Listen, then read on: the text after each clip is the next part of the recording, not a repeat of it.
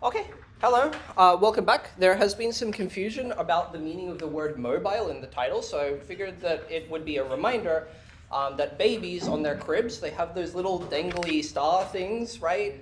That's called a mobile. I'm not referring to one of these. I'm also not referring to babies in a car. That's kind of odd as well. That's what I'm referring to. And of course, the title of the talk is because quite famously, I'm not a parent, so I have no idea how true this is. These things can get all caught and tangled. And, well, if you're a smart baby, then hopefully you should be able to untangle it. So, okay, now that that's out of the way, I'd like to offer first my thanks to these 5 people, all of whom in some way helped me understand what a Taylor series is. Thank you. So, what is... Yes, okay, go away, little thing, so I can see my title. Thank you. What is knot theory all about? Well, knot theory, interestingly enough, I don't know how to move that thing, that's okay, is the study not necessarily of knots, but of links, which are knots of multiple strings in space. And I'm going to forget that I said that and just focus on proper knots, which are links of one strand in space. So that is, I take a strand in space, I can tie it all up, maybe like this. I'm feeling a little bit lazy today. And that's what we study, right? Except we don't study these things. If you've never seen this before, this is just in case you haven't, because all these things are really stupid and boring, because what I can do is untie all of them. So to stop myself from doing that, the problem was that I pulled this end back through. All of our knots are linked together, joined together, glued together, whatever you want to say, at the end like that. And then suddenly this one can't be untied anymore. Okay, so... yeah, kind of the biggest central sort of problem in knot theory is how to tell when 2 knots are the same, and that's a whole big thing. Now, this talk is born out of a big frustration that I have, which is that all of the textbooks in this area are aimed at kindergarteners and not at babies. Specifically, they do awesome things like saying that knots are piecewise linear or smooth curves in R3 or S3, which are related by ambient isotopies that are either piecewise linear or smooth, and give 0 examples of those and expect them to be self-evident. So that's pretty fun. And basically what I wanted to do here is kind of get the necessary little groundwork all nice and covered so that you can look at these things and not tear your eyes out, basically. Okay, so where we're going. The main goal of knot theory, as I said, is to tell knots apart, and that is really, really, really, really hard. That is like several people in this room's entire job, pretty much. So instead, what we're going to do today is we're going to develop a tool for developing tools for telling knots apart. Now, specifically what I'm going to do is I'm going to tell you a little bedtime story, and I'm going to tell it from 2 perspectives. Excuse me. The first thing I'm going to do, if you remember how I said piecewise linear or smooth, I'm going to tell you the piecewise linear. And that's going to be the hero's journey, and we'll end up using some combinatorics. Then afterwards, we're going to turn to the story of the villain, which of course is the smooth perspective, and their analysis. Okay, so let's get started with the perspective of nice little polygons. So to capture this idea of a knot, nice and combinatorially, what I'm going to do is not have this wiggly strand. I'm going to have a piecewise linear simple closed curve in R3. That's my definition for a knot. So that's an example, and this took forever to make, so I'm never doing a 3D diagram again. And how do we tell whether 2 knots are the same? Well, sorry, how can we have actions? Let me explain with this. Here's the thing, it's a knot, right? And if I do this, it's still the same knot, right? This motion through space we need to capture in our combinatorial setting, and we do it with these things called delta and delta inverse moves. So this whole long paragraph is to say the following. A delta move on a knot is what you get when you look at one edge of the knot, you draw out a triangle that does not intersect the knot. This little strand is kind of behind that triangle, if you will. And you replace this edge with those 2 edges of the triangle to get this. That is a delta move. A delta inverse move is that. Cool? Fantastic. Are we solid with those? Yes. Can it be like collinear? Yes, in fact, I am allowing degenerate triangles, which amounts to having the same picture in the end, except if you want the combinatorial data started with 2 vertices, and at the end, I've got an extra vertex that I'm able to add anywhere. Good question. Something in particular that I am ruling out is having triangles that self-intersect with the knot. If you want, the analogy there is that I have my strand, and I'm not allowed to like pull it through itself. That's not how physics works, right? Okay. Cool. So that's the relationship that we're looking at. If we use these atomic moves and we take any sequence of those, we get what's known as an isotopy, and two knots are isotopic if they are related by one such sequence. So, for example, here's a knot that you've seen over and over. It's the ABC logo. And if I take a look at this, that's two edges of a triangle sitting behind this strand so that it doesn't self-intersect. I can do a delta inverse move there to get that. I can do another one and another one. And at this point, I can do one of those degenerate delta moves to alter the data to put down an extra vertex there. And now I've got one side of a triangle, so I can do a delta move to get two sides and a delta inverse move. And hey, look, I've got a nice little, we're doing topology, so that's a circle, right? This knot and all the other ones that we just saw are called the unknot. Cool. So let me abuse the term knot now. A knot refers to either a curve as before or a class of them modulo this isotopy relation. And now that we're working in a quotient space, equality is hard to check, so the big question is how we tell knots apart. Okay. All right, so here's kind of the main tool that is cropped up. It's a knot invariant. A knot invariant, quite simply, is a function out of the set of knots modulo isotopy. In particular, being a function, if the outputs on two knots k1 and k2 are distinct, then these must actually be distinct knots k1 and k2, or knot isotopic, if you will. Cool. Awesome. Okay, so here's a couple of examples of knot invariants. The first is the unknotting number. If you think about those triangles and how they weren't allowed to pass through any of the knot when you did it, let's call one of those that actually does an illegal one, and the unknotting number, to be very, very loose and maybe not even technically precise, is the minimum number of these illegal moves to transform K into the unknot. The knot group is another one that I can tell you about. If I look at the image of my knot, that's some subset of R3, and what I do is I look at the complement, which is a whole bunch of space, and I take the fundamental group of that. That's another knot invariant, sure, but both of these kind of have a problem. The unknotting number, rather, would best be described as an export of knot theory, not a tool within. It would be really nice to know how many times I need to do illegal things to make this the unknot, and that might not really be all that easy to compute, or at least it certainly doesn't sound like it. In kind of a similar vein, the knot group turns the problem of recognizing knots into the problem of recognizing groups, which, yikes, that's a pretty bad problem too. So the question is how we can build nice invariants. Okay, so we're going to get to that, but first I'm going to take a little bit of a detour and I'm going to tell you about knot diagrams. So let pi be the projection from R3 down to R2. It is that projection, right? The image of our knot K under pi is said to be regular when the pre-image of any point on the plane lifts up and it meets at most two edges of K for any point on the plane. So in particular, something that I'm avoiding is here I've got three edges upstairs that'll meet at a single point downstairs. If I lift that up, that's three upstairs, and no, that's not at most two. So no triple intersections, no quadruple intersections, and so on. Something else I'm forbidding, as a little bit of a cheeky special case, is if I have a vertex upstairs, and I project that down, and it happens to meet a line downstairs, well, down here, if I lift that up, I've got the line that it meets, and the two lines that are actually incident with the vertex. I am counting both of those two lines, so that this is a total of three, and is therefore forbidden. Yes? Can you turn any of these knots into a regular one by computing these? That's a very good question, and it is kind of the theme of the rest of the talk. So I will answer you, but I'll take a little bit.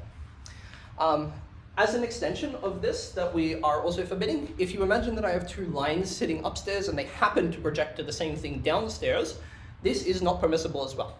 And the reason for that is even though there's only 2 points for most of this line downstairs, if I kind of start on those lines and I walk to the end of them, I'm going to meet a vertex of one of them while it's over the other line, and we just argued that we can't have vertices and lines in the same place downstairs. Cool. Okay, so that's a regular projection. Now, a knot diagram is what we get when we remember the information that some of these strands upstairs were over versus under the other ones. So here, kind of like everyone draws cubes with their little lines that break when they go behind others, that's how I'm going to draw them And that's how I'm drawing my knot diagrams. Cool.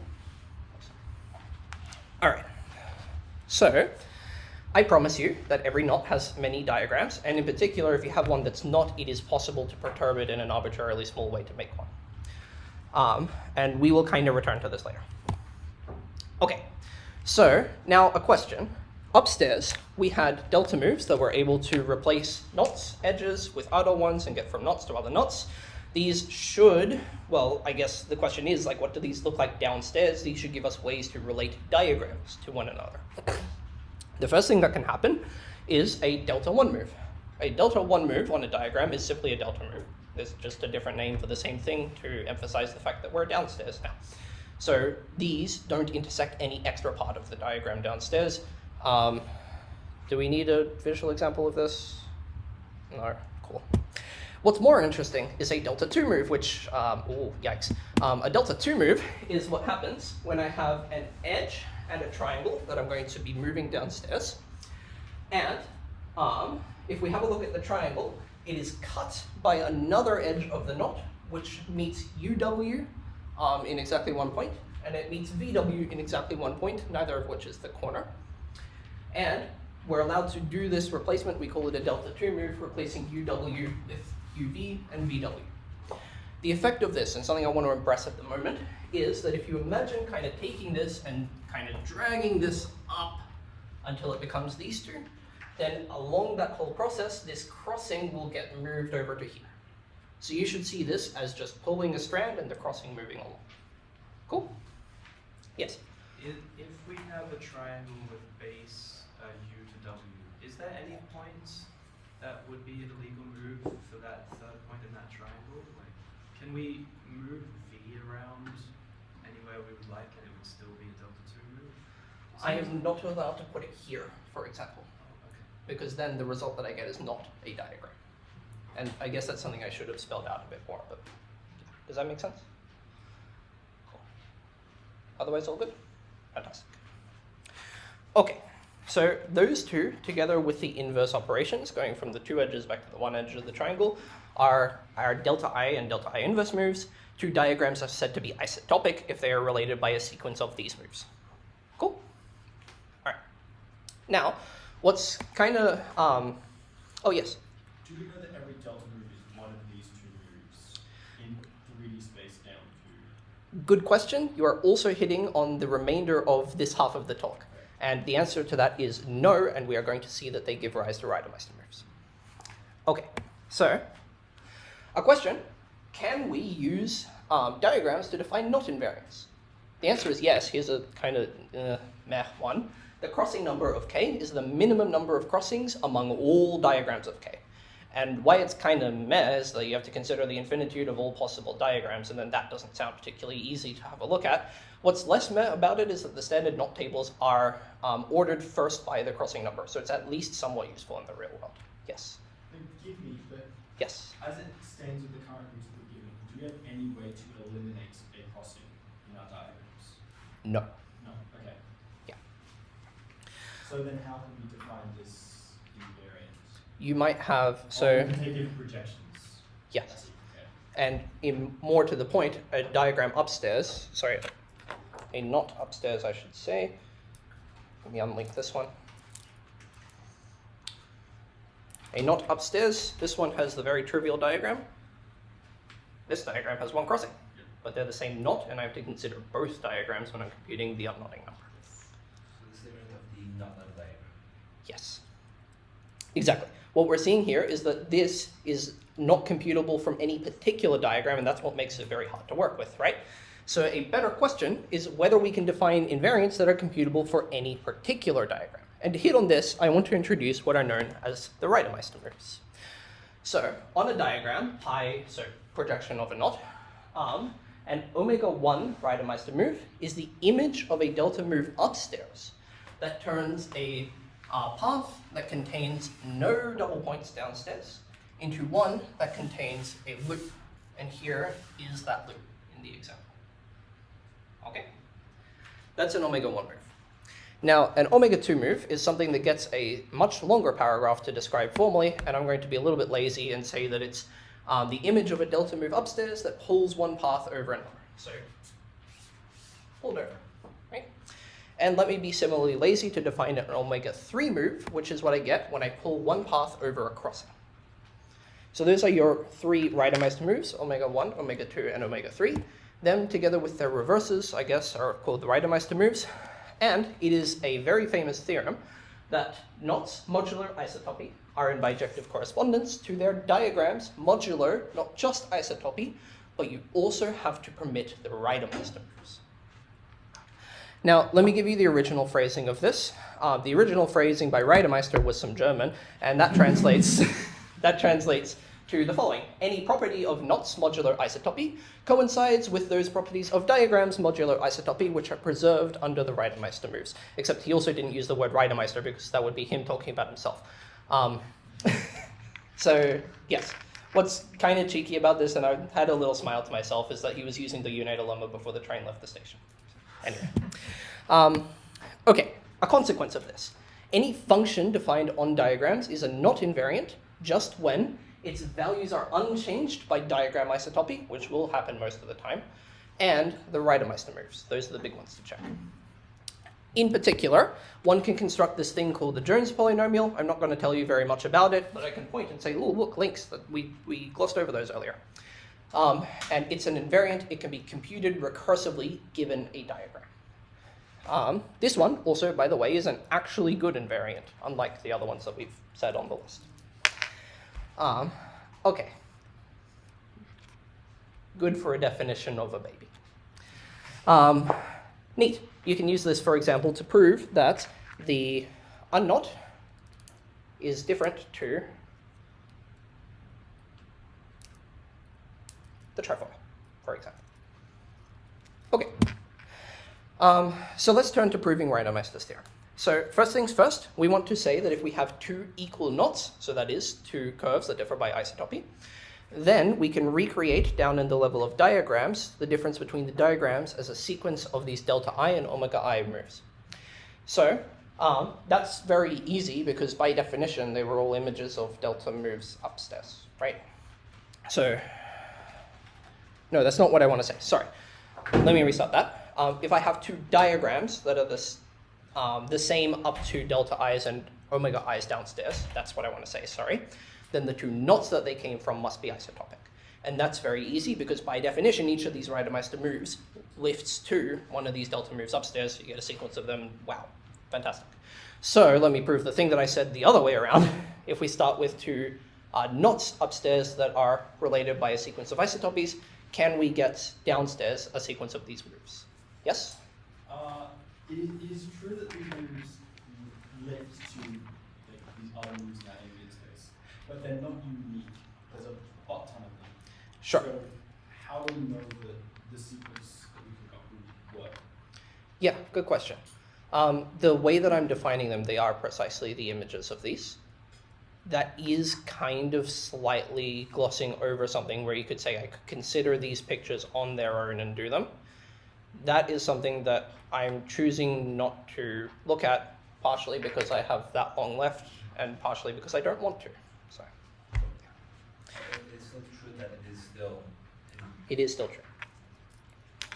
Okay, so first things first, going back from having two isotopic knots trying to get to Reidemeister moves downstairs, the very first thing we're going to do in this proof is we're going to stop being lazy. So rather than having a knot literally be a bunch of piecewise linear tiny little segments, I want you to make those segments so tiny that we can forgive ourselves for drawing smooth little curves downstairs. And those delta moves, I want you to have them so tiny that we can forgive ourselves by viewing them as little wigglings of our curves around. So let's stop being lazy. For example, these three strands, I can wiggle them over to make them look like this, right? And in particular, something that's actually critical is that the information of these crossings is completely preserved. Neat. Okay, so here's what the Reidemeister moves look like in this lazy setting.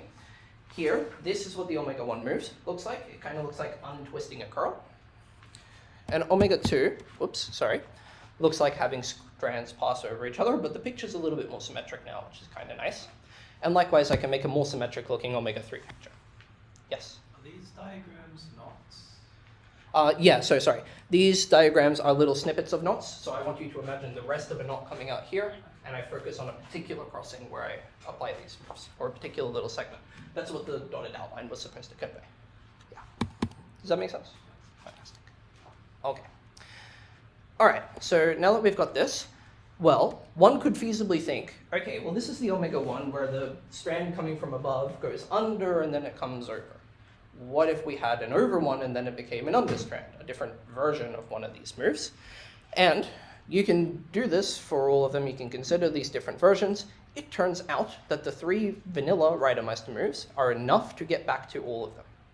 For example, this one where I had the opposite sort of over-under for this omega 1 crossing, I can do a real omega 1 over here, and then I get this kind of 2 overlinked strands, sorry, 1 strand over another sort of configuration, which I can undo with the Reidemeister 2 move, and isotopy is enough to get it back to a nice straight segment.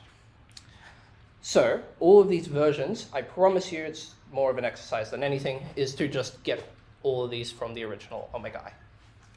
Okay, so this granted, what we're going to do is we're going to be lazy enough to not even mention these delta i's, the diagram isotopies, and we're going to just squash all of these Reidemeister versions and call them all omega 1, omega 2, omega 3. Cool? Okay. So at this point, it's enough now to recreate the effect of an arbitrary delta move upstairs by Reidemeister moves downstairs. Cool. So the problem is that an arbitrary move upstairs may be rather complicated downstairs. It might cross over multiple crossings, extra bits that don't actually have crossings in the middle, might cross over vertices, and so on and so forth. So what we're going to do is, because this is nice and combinatorial, we've got a finite number of these little segments to actually consider, I'm going to chop up this triangle. So we're going to triangulate it in a way that isolates each of these interesting interactions one by one, so there's only one thing to consider in each triangle. Now, if I've done that, I can move from this pink edge. My goal is to move from the pink edge to the blue edge, by the way. I can move from this pink edge to these two here. After that, I can move from here to these two here, and so on and so forth, until I have migrated the pink edge down to cover the blue one. Yes? Why must we finitely many extensions? Well, there are finitely many vertices, and there are finitely many crossings, because there are finitely many strands upstairs. Is that Finitely many edges upstairs. Yes, by definition, it's a piecewise linear curve. Yes? Is there a way to specifically create a triangulation? Yes, so I should tell you the rules for it. I think it's kind of self-evident enough. The way that Reidemeister justifies it is to cut parallel to this and parallel to this edge up here. And because there's only finitely many things to avoid, there's space in between. But yeah. Okay, so here's the rules for how I'm going to make my crossings. I'm only going to allow these 5, technically 6 interactions. The first thing is a mini triangle downstairs may have absolutely nothing else from the knot intersecting it. I'm cool with that. It may also have a single edge that cuts through with no crossing, no vertex, no nothing in the middle, just passing through. We may bump that up to have a single vertex inside and the 2 edges incident, or a single crossing inside and the 2 edges that participate in that. That's enough for most of them. The only technicality is that I may have vertices, in fact I do have vertices rather, on the endpoints of my original edge UW that I'm trying to replace. So I'm going to allow 2 special triangles, or 2 special triangle types. One of them deals with this case where the extra edge that's not UW incident with that vertex goes outside the triangle. That's cool. The other one is where it goes into the triangle. That's cool. I'm not allowing it to be perpendicular, like along the same edge of the triangle is what I'm getting at. Okay, so those are the 5, technically 6 interactions I'm allowing. Some things that I'm ruling out in particular are an edge that cuts through the corner of a triangle, like this or like that, and I'm not permitting a vertex to lie on the corner of a triangle either, for example, except for those special edge cases. Okay, I think it's sufficiently obvious that this can be done. Cool. Okay, so then, now that we've got these cases, let's enumerate all the interactions. These are what they look like. These are all the interactions. We can have nothing going on. We can have an edge which passes through the incoming pink and goes out to where we're trying to get to, the blue. We can have one that passes through both the blue but doesn't touch the pink, and so on and so forth. Now what's very nice here is that the moves that we want to do on these, most of them are things we've already seen. That's a delta 1 move, nothing special going on. That one's a delta 2 move. That one's an omega 2 move because I'm taking this pink and I'm passing it over or under the white. This one is a delta 1. This is the only instance in the proof of an omega 1, and I can keep labeling. A bunch of these are omega 2s, these two are omega 3s, but these two unfortunately are not. And to see that, if you have a look at one of these, there's a crossing, a crossing, a crossing. In our original version that has the pink edge, 3 mutually adjacent crossings is the kind of situation you need to start an omega 3 move. Over here, we don't have 3 crossings at all, let alone mutually adjacent ones, and the situation's even worse over here where there's absolutely nothing touching the pink edge. So I've got those 2 cases left to do. So what's really neat is that I can reduce one to the other. If I start with this, one can imagine taking this triangle and rotating it and moving it nice and smaller. And if you do that, you can get it to a point where the pink edge doesn't touch these white ones at all. And then if you tilt your head and like squint a bit, you'll notice that we're looking at this again. If you're not totally convinced by that, here's a triangulation that you can get over in delta 1, delta 2 moves. So we have one case left to do. And that one, fortunately, is rather straightforward. We start with this edge. We use an omega 2 move to pull it up to here. We drop down an extra vertex and then do another move to pull that up into here. And now I've got 3 mutually adjacent ones, which I can undo with an omega 3 move. And that's the conclusion of our case analysis. And the end of the hero's journey. Cool. So now it's time for the villain, which of course, if the hero was combinatorics, the villain is definitely analysis. So, okay, a leading question that I want to start with. The very first thing we did in that proof is we said, let's not work with straight things. Let's allow ourselves to be wibbly wobbly and then wibble wobble the wibble wobbles, right? And when we start waving our hands like this, that's how we know we're doing topology. So the natural question is whether we can work with continuous curves instead. And the answer to this is unfortunately not quite.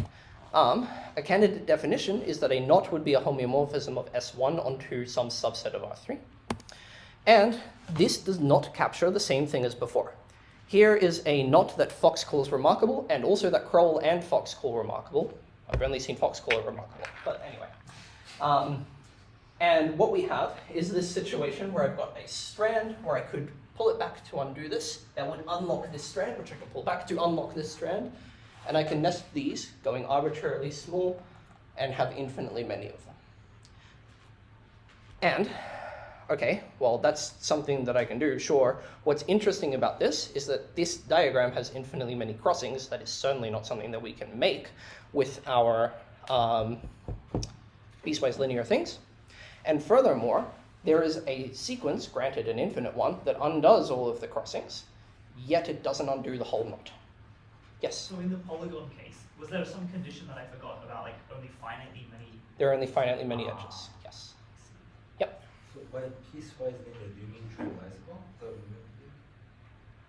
I mean, Excitation. Finitely many sticks. yeah. So I mean, doesn't imply finite many. I am specifically requiring it to be finitely many. Okay. It was my impression that this was part of the definition, but if not, tack it on to part of the definition. Okay. Maybe this, so that's a homeomorphism of the sphere. Supposedly, I haven't checked, but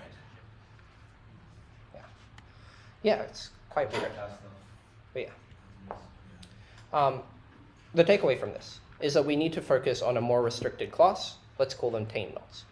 So rather than just working continuously, what we're going to do is we're going to get really evil and work smooth. This statement that I've just heard, that there's no real nice path to defining invariants that are sensible and computable for these really wild sort of things, is another motivation for focusing on tame knots, because we can actually do something with them.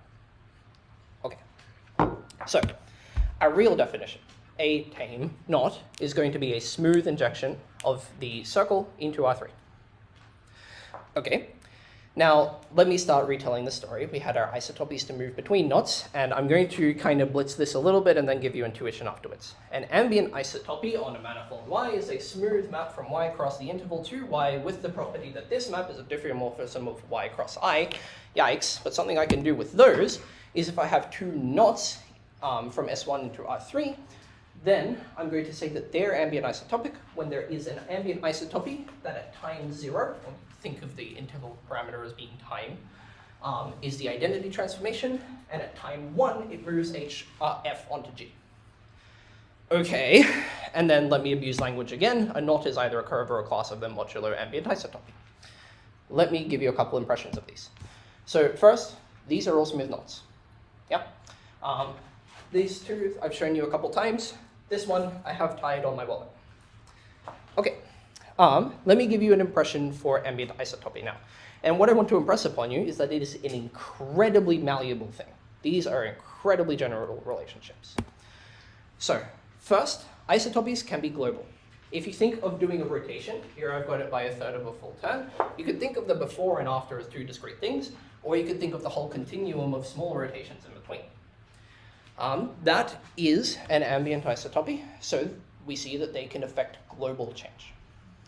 Now, to make this picture a bit clearer, this analogy of like a little YouTube play bar, and then you've got pictures for different phases of the video, I'm going to be using that analogy the whole way through, so let's stick with that. Okay, so isotopies can be global. What's kind of insane is that they can also be local. So, if I have a small neighborhood, let me just cut out a disk from the plane, and I have a point of interest, I can imagine dragging that point to the center. And if I do that, you can think of emanating lines out of it to meet points on the boundary, and those lines get dragged along as well, which drags all the points inside this disk until I have moved that point to the center, that point of interest P to the center. Outside, I can choose to just not do anything at all, leave them alone. So isotopies give us a way to also affect local change with this sort of strategy and others like it.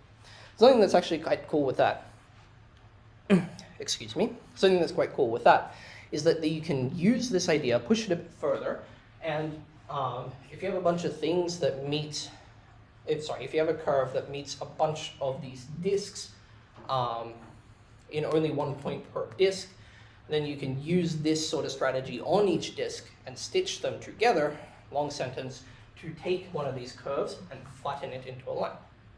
And this is where we're starting to see that this sort of smooth idea and this PL, piecewise linear idea from before, are kind of the same. If you want more details, you can see Appendix I of Crowell and Fox. Okay, so what was the next step in our story? Knot diagrams. Well, what is a knot diagram? If I have a knot and then the projection, I'm going to say that their composite is a knot diagram just when the following 3 conditions hold. Number 3, any multiple points, that is points with pre-image more than 1, they have to be double points. Pre-image is exactly 2 points. All these double points must intersect transversely. What I mean by that is that the intersections, I think black will look better, look like this. In particular, they do not look like this, and they just kind of scapegoat being a crosser. So every one of these looks like a crosser, essentially. And last but not least, I'm not allowing cusps. No. And that's the only time I'll use the whiteboard, so it's okay to be messy. Okay, so those are our 3 conditions.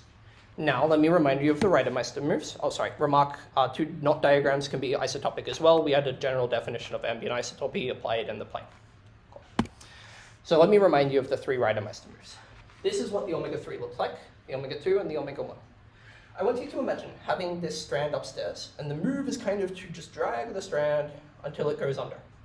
At some critical point in time, it will cut right over the crossing and will be a triple point, violating that condition. And if you look at the omega-2 move, as you go back and back, at some point, we will have a non-transverse intersection, violating that condition. And if you look at what untwisting that little twist upstairs looks like, if you look at that in the projection, you will get a cusp for a brief moment in time that violates that condition. And so in this framework, these 3 conditions for being a knot diagram kind of inform exactly what the 3 Reidemeister moves need to be. Although I have motivated this by going backwards, the whole charge for the rest of the talk is to show you that you can go the other way too. All right, so let me remind you, the big theorem is that knots modulo ambient isotopy are the same as knot diagrams modulo isotopy in the Reidemeister moves. The big technique here, and I'm following a note on the archive by Holkeflik, is multi-jet transversality. Now, those are some big words. Let me kind of sort of get to them. So, a definition, two submanifolds of X are transverse just when the, well, where is it? Tangent space at X decomposes as the direct sum of the tangent spaces of my two submanifolds. In the case of two curves, the plane is made up by this and that, and they're different directions. So in particular, this sort of thing linearly looks like this, which doesn't even span the plane, let alone being a direct sum either, which it's not. So that's kind of neat. And the requirement is that is true of every point in the intersection. Now, some things we can read off of this. If the intersection is empty, vacuously they are transverse. If the dimension of V is less than the codimension of W and they are transverse, well, if we look at the condition, the codimension of W is how many more dimensions I need to tack onto this to get back all of this tangent space. And the condition is that V doesn't provide enough. So this equation can never be satisfied, and therefore we must have no points in the intersection. So if dim V is less than codim W and they are transverse, the intersection is empty. Now, in the other extreme sort of case, where the dimension and the codimension match and they are transverse, it turns out that the intersect W is a manifold, and if you count up the right dimension for it, it has to be a zero-dimensional manifold, so countably many discrete points. Nice. Okay, let me tell you very, very loosely about multijets. So, okay, yuck. The n-fold k-jet bundle from x to y describes the possible behaviors up to order k of smooth functions from x to y at n tuples of distinct points in x. And that's a bit of a mouthful. If it washes over you, don't be worried. A further loose definition, if I have a particular smooth map, I can have this thing called jknf. What it does is it sends such n tuples of distinct points to the kth order behaviors of f at those points. Again, I'm being very, very loose. I'm also going to call the image of one of these guys the graph of f and denote it by graph of f. So for example, if f goes from R1 to R3, and I look at J01 of f, what this is one input point, and I'm looking at the output behavior up to order 0. So if I collect all those together in a set, one input point, just the output behavior up to order 0, I have literally the graph of f. That's why it's called graph of f in all these other cases. Now, to give you an impression of what else I can do with this, if I have 3 input points and I'm looking up to first order, then what this looks like is I collect together 3 tuples with an input point, the output, and the first order information at the output, so the value of the derivative. Okay, let me show you what can be done with these instead. So, let W be a submanifold of J02 from S1 to R3. So the points in them are 2 input points, let me call them theta1 and theta2, coming from S1. And we're going up to 0th order in the output. So just the output points, P1 and P2. The condition I'm going to prescribe is that these have to be distinct input points. Well, I can't highlight. These have to be distinct input points, but also the outputs are requiring to be equal. Now, what's interesting about this is I can ask what the graph of f intersect W looks like, and it looks like tuples as before with this condition, just that the output points are f of the input points. And okay, let me simplify the data a little bit because these are determined by those. So it looks like 2 points, theta1 and theta2, which are distinct, but whose images are equal. Okay. So that is to say, points of this intersection are failures of injectivity for our function. Now, let me tell you a big, heavy theorem. If W is a submanifold of one of these jkn's, then the set of functions, smooth functions from x to y, with graphs transverse to W, is dense in the space of smooth functions. To be extremely lazy, I can say that a generic smooth map has a graph transverse to W. So returning to our example, points of this intersection describe failures of injectivity. For generic f, this graph and submanifold are transverse. The dimension of the graph, it's controlled by 2 one-dimensional parameters, dimension 2. The codimension of the manifold, we impose 3-dimensional output to be 3-dimensional output, codimension 3. These are too far apart for there to be anything in the intersection, so the intersection is empty, which is to say that f is injective. What we have seen is that a generic function, a generic smooth map, is injective, i.e. it is a knot. At least a generic one from S1 to R3, I should be specific. Okay.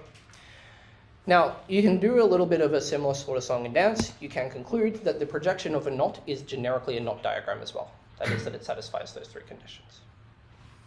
Okay, now what I want to do is I want to kind of recover the Reidemeister moves in this framework. And let me call this an argument rather than a full proof. I haven't convinced myself of the very, very technical details of this, so let me at least call it just an argument.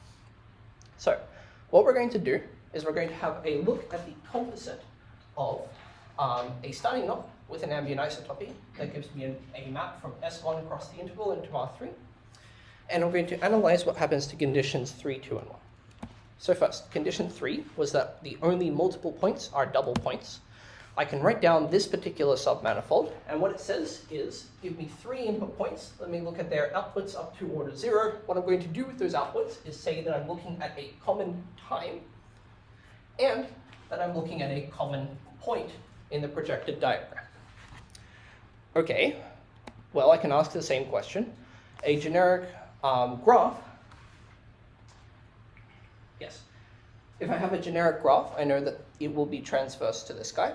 So let me count dimension and codimension again. Graph of f has dimension 6. W has codimension 6. So the intersection is a 0 manifold. And because the domain I'm working with is compact, furthermore, that has to consist of finitely many points. Okay. So elements of this intersection as well describe triple or higher points. That was the whole construction. So points in the output that project to the same time. Okay. So this is what we have. Finitely many more than double points. Let me pull the wool over your eyes a bit and change up the manifold. I'm now having 4 input points. And if I do that, then I have one more constraint here, 1 dimension, and I have an extra 2 dimensions. So the codimension is bumped up by 3.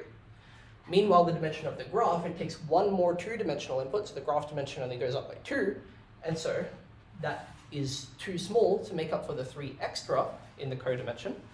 So generically, this doesn't happen. We don't have quadruple or higher points. So for a generic f, we have finitely many more than double points, all of which are triple points. I can pull the wool over your eyes again. I can start adding first order information, and I can write down that the first derivatives are collinear, and generically that won't happen again. You can count dimension and codimension. So generically, the theta tangents point in different directions, and a similar thing with the t derivatives. They also point in different directions. Okay, so I have triple points where the theta tangents point in different directions, and the t derivatives point in different directions. Let me draw that for you. And what I'm drawing here is I'm at the common time, and I'm going to have a look at a little offset delta. Start with delta is 0. I'm going to draw these curves out in a little epsilon neighborhood of the theta I. Okay, so if I do that, this is what I get. 3 things intersect at a common point, different tangent directions, and different directions in which that point of interest is going to move, different time derivatives. If I play that forward in time, well, I'll have that these 3 strands move away at different rates. So I'm going to open up 3 mutually adjacent crossings. Kind of interesting. And if I play it backward in time, the same thing happens, but in reverse. 3 mutually adjacent crossings, but on the other side. If you compare before and after, this is the 3-strand Reidemeister move. Nice. For the condition 2, we can do this whole same song and dance again. This is the right submanifold to look at. The intersection is finite, describing non-transverse double points. These are not secretly triple or higher points. You would change up the manifold again, analyze dimension and codimension. And the time derivatives are not collinear, and the curvatures are different. If we draw that, this is what we get. A double point that is not secretly a triple or higher, different curvatures, moving in different ways, in different directions, sorry. Before and after, looks like a Reidemeister 2 move. And look, you can do the whole song and dance for number 1 as well. This is the thing to write down. These describe cusps that are not multiple points. Change up the manifold again. The correct thing to make the following picture make sense is not 0. And if you draw it, you get something that looks like this. A cusp. And if you move forward in time, it looks like a twist. And if you move backwards, it looks like a smoothing. That's the omega 1 move. So there we go. We have these at finitely many points in time, and in between it must be just an isotopy. That's Reidemeister's theorem. So there's at least a kind of smooth argument for it. And if you don't believe it, that's because analysis is evil. So let's move on. So great. In my last little bit, we've read both sides of the book. Let me now close it up. So what we've seen is that piecewise linear injective curves from S1 into R3 are the same as diagrams. Modular Reidemeister moves are the same as smooth versions of these curves. One can ask whether there's a direct connection from here to here instead of going via diagrams, and there is. You can read Appendix I of Crowell-Lorenz. Okay, let me summarize. Knots are piecewise linear or smooth injections of S1 into R3. Knots are the same when they are isotopic for either definition of isotopy. Knot invariants tell knots apart, but useful ones can be quite hard to define. Knots have diagrams, which themselves may be isotopic, and the big result is that diagrams modular isotopy and the Reidemeister moves are the same as knots themselves modular isotopy. This sort of framework lets us define knot invariants that are actually computable using the discrete data in a knot diagram, and using the Reidemeister moves, or rather checking against the Reidemeister moves, we can verify that these don't actually depend on the particular representative diagram for our knot. So that's all I have for you today. Here are my references, and thank you for listening.